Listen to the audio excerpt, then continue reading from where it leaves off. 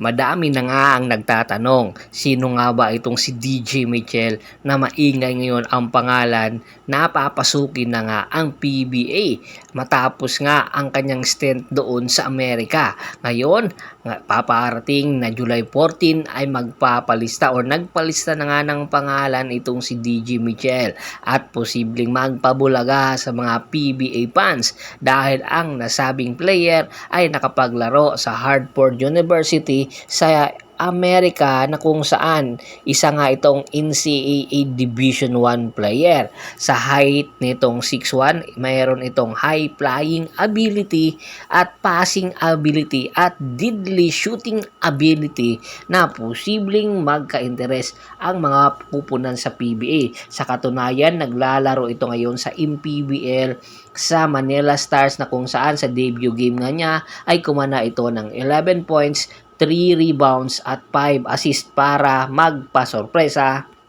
at magpakilala sa kanyang mga kalaban na hindi basta-basta siya pipitsugin at dapat siyang katakutan. Ano sa tingin nyo ang kupunan na posibleng makakuha sa kanya sa PBA at anong round ito makukuha?